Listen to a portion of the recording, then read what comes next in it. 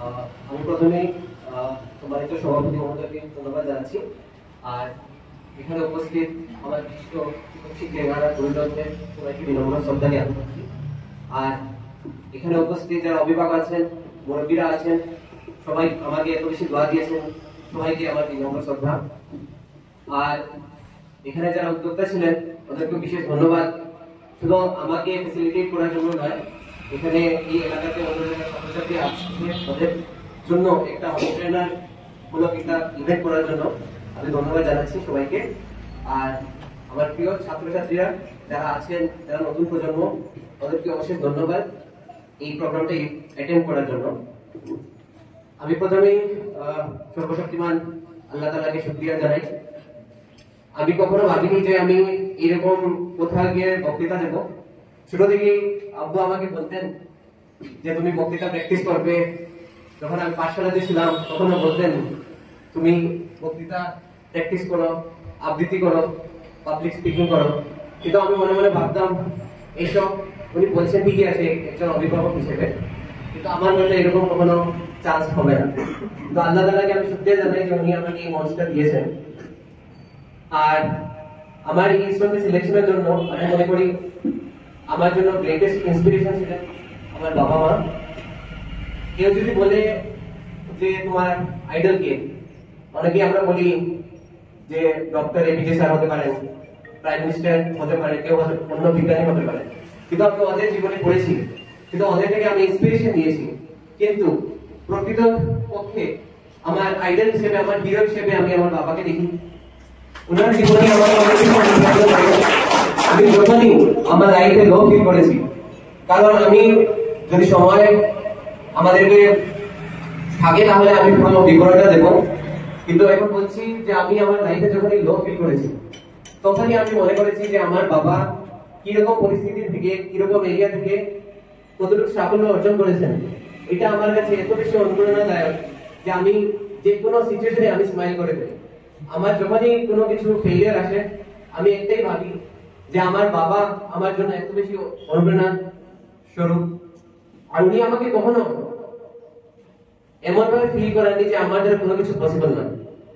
উনি সব সময়, আমি কখনো কখনো ভাবতাম যে বাবা হিসাবে উনি আমাকে বেশি উৎসাহ দিয়ে দিয়েছেন, কিন্তু প্রকৃতপক্ষে উনি আমাকে এতটাই কনফিডেন্স দিয়েছেন যে আমি যদি ওনাকে বলি যে বাবা আমি অল ইন্ডিয়া লেভেলে একটা এক্সাম প্লে করবো, উনি বলবেন তুমি আগে কত মার্কস পেলে তোমার সিলেকশন হয়ে যাবে এইসব ভাবতে না, তুমি দেখো পুরো 100-100 তুমি করছো। বাবা আমাকে বলেন তুমি এরকম কিছু রাখো না যাতে অন্য কারোর উপর তোমার ডিপেন্ডেন্ট হতে হয়, তুমি নিজেই তোমার যতটুকু সামর্থ্য আছে তা দিয়ে তুমি যে কোনো এক্সাম ক্র্যাক করতে পারবে। তো বাবা আমাকে সবসময় সাহায্য করেছেন, not just as a guardian, as a parent, বা একজন বন্ধু হিসেবে। আমি ছোট থেকে ওনার সঙ্গে সবকিছু শেয়ার করেছি। উনি আমার কথা, আমি ছোট থাকলেও আমার কথা শুনেছেন, তারপরে ওনার মতামত দিয়েছেন। আর আমার মাকে আমি বিশেষ ধন্যবাদ জানাই। মা আমার জন্য যা করেছেন এটা আমি এখানে সবাইকে হয়তো বোঝাতে পারবো না, কিন্তু যারা আমাকে জানেন বা আমার মাকে জানেন ওরা জানেন যে আমার মা আমার জন্য দিনে অন্তত 10 বার কল করেন আমাকে, এখনো অবধি। আমাকে সকাল থেকে উঠানো থেকে শুরু করে রাত্রে ডিনার করে ঘুমিয়ে যাওয়া পর্যন্ত উনি আমার সঙ্গে কল করেন। এখনো যেমন আমি আমার জন্য ছোট রয়েছি। কখনো কখনো আমাদের ফিল হয় যে বেশি চিন্তা করছেন, বেশি টেনশন করছেন, কিন্তু ওরা যে আমাদের জন্য নিজের জীবনটাকে উৎসর্গ করেছেন এটার জন্য আমি খুবই কৃতজ্ঞ। আর আমার লাইফে আমি এই ধরনের মা বাবা পাওয়ায় আমি নিজেকে খুবই লাকি মনে করি। আলহামদুলিল্লাহ, আমি যদি আল্লাহ আমাকে অন্য জীবন দেন তাহলে আমি মনে করি সবসময় যাতে আমি আমার মা বাবা সেম থাকেন, আমার পরিবারের সদস্যরা সেম থাকে। আর আমার পরিবারের অন্য সদস্যরা, আমার 3জন দিদি আছেন, ওরা আমাকে সবসময় সাপোর্ট করেছেন। আমার গুরুজনরা, আমি রামচরণ পাঠশালাতে পড়েছি। প্রথমে যখন আমি আমার দিদিদেরকে দেখতাম স্কুলে যেতেন, কিন্তু আমি খেতে থাকতাম, তখন আমার বিশেষ ইচ্ছে ছিল না স্কুলে যাওয়ার।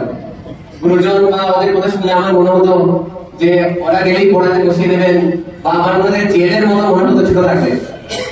কিন্তু যখন প্রথম দিন থেকে আমি যাই তখন দেখি ওদের স্নেহ, ভালোবাসা আমাকে স্কুলের প্রতি আকৃষ্ট করে। এরপর থেকে আমার এরকম কোনো দিন হয়নি যখন আমি স্কুলে যেতে আমার কোনো দ্বিধা ছিল, বা স্কুলে না যাওয়ার জন্য আমি বাবা মাকে কখনো বলেছি যে আমি যাবো না, অন্য কিছু করবো। উল্টো কখনো কখনো মাকে আমি বলেছি যে আমি কোনো ফাংশন বা রিলেটিভস এর ইভেন্টে যাবো না, স্কুলে যাবো। এরকম স্কুলে পরিবেশ তৈরি করে দিয়েছিলেন আমার প্রিয় শিক্ষক শিক্ষিকারা। সময় কম, কিন্তু আমি বলতে চাই যে এটা যেটা জার্নি ছিল, এটা একমাত্র আল্লাহ তাআলার রহমতের জন্য হয়েছে। আমি নিজে কিছু নয়, আমি শুধু নিজের চেষ্টা করেছি। আমার মধ্যে কনফিডেন্স যেটা ছিল, এটা আমার মা বাবা, আমার দিদিরা, আমার ক্লোজ ফ্রেন্ডস, ফ্যামিলি, রিলেটিভস, গুরুজনরা সবার কাছ থেকে পেয়েছি।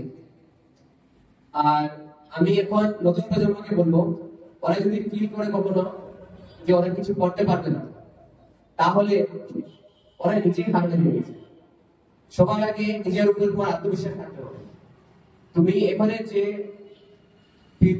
পৃথিবীটা আছে, এটা সত্যিকার অর্থে খুবই কম্পিটিটিভ, এটা আমরাই জানি। সবাই জানে এত বেশি সায়েন্স এন্ড টেকনোলজিক্যালি অ্যাডভান্স হয়ে গেছে যে পড়াশোনা বা পড়াশোনার যেটা ধরন আছে এটা র্যাপিডলি চেঞ্জ হচ্ছে, পুরো ডাইনামিক হয়ে গেছে। আমাদেরকে সবসময় নতুন নতুন জিনিস শিখতে হবে। তো অ্যাটলিস্ট তোমরা নিজের উপর আত্মবিশ্বাসটা রাখবে, কারণ তোমরা যদি নিজেরাই মনে করো নিজে করতে পারবে না, তাহলে কেউ তোমাদেরকে করাতে পারবে না। আলটিমেটলি তোমার মধ্যে সেই ইচ্ছাটা থাকতে হবে যে তুমি কিছু একটা করবে। আমার মধ্যে এরকম আগে থেকে ইচ্ছা ছিল না যে আমি ইসরোতে যাবো বা অন্য কিছু করবো। মানে আমার ইচ্ছা ছিল ইঞ্জিনিয়ারিং করার। বাবা, আমি এখানে আরেকটু উল্লেখ করতে চাই যে বাবা আমাকে কিরকম সাপোর্ট করেছেন প্রতিটা মুহূর্তে। ওনার আগে থেকে স্বপ্ন ছিল যে ওনার ছেলে বা মেয়ে কেউ একজন ডাক্তার হবে, এলাকার গৌরব হবে। উনি আমাকে ছোট থেকে এরকম মনে করেছিলেন যে তুমি বড় হয়ে ডাক্তার হবে। ডাক্তার হওয়ার জন্য যেসব জিনিস বলতে হয়, যেসব সামাজিক কাজ করবো, সবকিছু উনি আমাকে আগে থেকে তৈরি করে দিয়েছিলেন ডাক্তারই হবে তুমি। কিন্তু যখন আমি 10th দিলাম, 10th এর পরে 11 12 বায়োলজি আমার বিশেষ ভালো লাগতো না। বাবা আমাকে বললেন তুমি নিয়ে দেখো। আমি 3 মান্থস বায়োলজি নিলাম, কিন্তু আমার বায়োলজি ভালো লাগেনি। কারণ আমি মনে করেছিলাম ডাক্তারি পেশা আমার জন্য নয়। কারণ আমি তখন নিজেকে ভেবে নিয়েছিলাম যে আমি একজন ইঞ্জিনিয়ার হবো। আর ইঞ্জিনিয়ার হিসেবে আমার বাবা যেটা বললেন ভেহিকেল ডায়নামিক্স বা ওইসবে আমার বেশি ইন্টারেস্ট ছিল, অটোমোবাইলসে ইন্টারেস্ট ছিল। তখন আমি বাবাকে ওপেনলি বলেছি যে বাবা আমি পারবো না, বা আমি ডাক্তার যদি হয়ে যাই আমি লাইফ টাইম আমার একটা রিগ্রেট থাকবে, আমি ডাক্তার ভালো হতে পারবো না। তো উনি ওই বয়সে আমার কথা শুনেছেন, আমার কথাটাকে ভ্যালু দিয়েছেন। তারপর উনি আমাকে একটা কথা বলেছেন যে তুমি ডাক্তার হতে পারোনি, এটার জন্য আমার কোনো দুঃখ নয়, কিন্তু তুমি যেটা ইঞ্জিনিয়ার বলতে চাও তুমি কিন্তু নিজের 100% দেবে। এই কথাটা আমার জন্য ওই বয়সে খুবই কনফিডেন্স বুস্টের কাজ করেছিল। আর তারপরে আমি কখনো লো কনফিডেন্সের শিকার হইনি, কারণ আমার ঘরে আমাকে এত বেশি কনফিডেন্স দেওয়া হয়েছে যে বাইরে কোনো এক্সাম যদি কেউ নাও করতে পারি, ওরা আমাকে সবসময় বলেছেন যে তুমি আরো একটু ট্রাই করো, তুমি করতে পারবে। এখন আমি আমার প্রিয় ছাত্রছাত্রীদের বলবো যে আমরা সবসময় শুনি যে failure is the beginning of success, কিন্তু সত্যিকার অর্থে হয়তো আমরা ছোট থাকতে এটা রিয়েলাইজ করতে পারি না যে ফেইলিয়ার থেকে আমরা কিরকম সাকসেসফুল হবো। আর আমাদের কাছে মনে হয় এটা একটা সেটব্যাক। কিন্তু সত্যিকার অর্থে আমি বলবো যে যদি তুমি ফেইলিয়ার এক্সপিরিয়েন্স করো, তাহলে তুমি এত বেশি জিনিস শিখতে পারবে যেগুলো শুধু তোমাকে ক্যারিয়ার ওয়াইজ না, তোমাকে ব্যক্তি হিসেবে অনেক কিছু জিনিসের পরিচয় দেবে যা তুমি সাকসেস থেকে শিখতে পারবে। আজকে আল্লাহ তাআলা আমাকে ইসরোতে সায়েন্টিস্ট হিসেবে যে নিযুক্তি দিয়েছেন, তার জন্য আমি খুবই শুকরিয়া আদায় করছি ওনাকে। তার সঙ্গেও আমি এর আগে উনি আমাকে যেগুলো এক্সামে ফেলিয়ার দিয়েছেন, তার জন্য ওনাকে শুকরিয়া আদায় করছি। কারণ ওই ফেলিয়ার গুলো থেকেই আমি অনেক কিছু শিখেছি। এখন আমি যা আছি ওই ফেলিয়ার এর জন্যই আছি। কারণ ওই ফেলিয়ার গুলো যদি আমি এক্সপিরিয়েন্স করতাম না, তাহলে হয়তো আমি আজকে নিজের মধ্যে ইমপ্রুভমেন্ট করতে পারতাম না। আমি অনেক কিছু বলতে চাই, কিন্তু এখন আমি মনে করি যে টাইম একটা ফ্যাক্টর আছে। তো অন্তত লাস্টের দিকে আমি একটা জিনিস বলবো, এখানে উপস্থিত যারা অভিভাবকরা আছেন আর ছাত্রছাত্রী আছে, সবার জন্য একটা কথা বলছি যে আমরা জেনারেলি এটা বলে থাকি যে যখন আমরা কাউকে দেখি কোনো কিছুতে সাকসেসফুল হয়েছে, আমরা বলি ওকে অনুসরণ করো।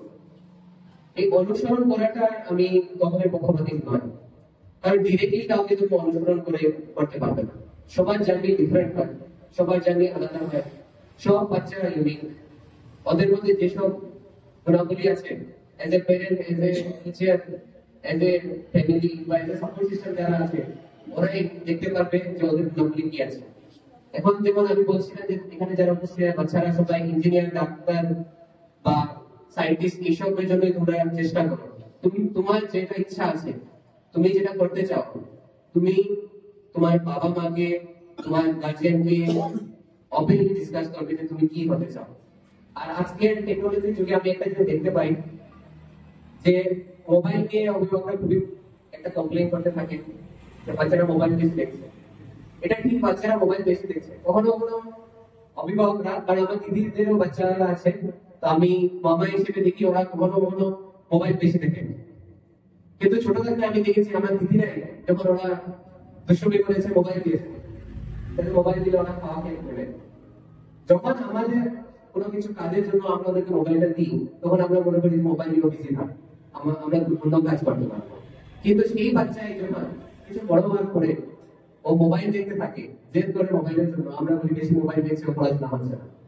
এরকম করলে বাচ্চাদের একটা কন্ট্রাডিকশন সিচুয়েশন হয়ে যায়। আমরা অভিভাবক হিসেবে এটা জিনিসটা আমাদেরকে স্বীকার করতে হবে, যেমন সায়েন্স এন্ড টেকনোলজির যুগ, মোবাইল বা অন্য যে কোনো ইলেকট্রনিক মিডিয়া বা মাধ্যম আছে, ওগুলো থাকবেই, ওগুলো শোনানো যাবে না বা ওগুলো এগুলো করা যাবে না। আমরা এজ এ অভিভাবক, যদি আপনারা মনে করেন যে বাচ্চাদেরকে আপনি মনিটর করবেন, তাহলে ভালো করে ওকে মনিটর করতে হবে। আপনি ওকে এজ এ রিওয়ার্ড সিস্টেমের মধ্যে ফেলতে হবে, যাতে ওকে আপনি 2-3 ঘন্টা পড়ান, বলেন কি তুমি 15 মিনিট মোবাইল দেখতে পারবে। যদি ওকে আপনি একদম না বলেন, তাহলে ও আপনাদের সামনে হয়তো দেখবে না মোবাইল, কিন্তু অন্য ফ্রেন্ডস বা রিলেটিভস যার কাছ থেকে মোবাইলটা দেখবে, সে তা দেখবে, আপনি ওকে আটকাতে পারবেন না। আপনার ভয় আপনার সামনে দেখবে না, কিন্তু আপনার অনুপস্থিতিতে দেখবে। তো আমি এটা বলবো যে আপনারা যত সম্ভব ওদের সঙ্গে এজ এ ফ্রেন্ড হিসেবে থাকেন। আর আজকালকে কম্পিটিটিভ এনভায়রনমেন্টে আমি একটা জিনিস রিয়েলাইজ করেছি যে আমরা যদি পড়ে যাই, অধ্যবসায় থাকে, আমরা অনেক কিছু অ্যাচিভ করতে পারবো ঠিক, কিন্তু পড়াশোনার সঙ্গে সঙ্গে ইমোশনাল আর মেন্টাল যেটা স্টেবিলিটি থাকে, ওটা সাপোর্ট সিস্টেম আমার বাবা মারা দিতে পারে। কারণ বাচ্চারা অনেক কিছু কষ্ট করছে, এখনের কারিকুলাম যেগুলো আছে সত্যিকারের অর্থে টাফ আছে, এটা আমাদের সবাইকে রিয়েলাইজ করতে হবে। বাচ্চারা অনেক ছোট এজ থেকে কঠিন কারিকুলামের শিকার হয়ে গেছে, তো ওদেরকে যাতে আপনারা সাপোর্ট করেন। আর অন্য অন্য ছেলে, অন্য মেয়েদের শুধু উদাহরণ দিয়ে ওকে যাতে আপনি বলবেন না যে তুমি ঠিক কাজ করো, ওকে উৎসাহ দেবেন, সাহস দেবেন। আর আমি এটাই বলতে চাই যে আশা করি আমরা ভবিষ্যতেও এখানে উপস্থিত বাচ্চারা বা এলাকা অন্য বাচ্চারা যারা আছে সবাই এই এরিয়া বা আমাদের দেশের, আমাদের সমাজের নাম উজ্জ্বল করবে। আর আমি অশেষ ধন্যবাদ জানাচ্ছি সবাইকে।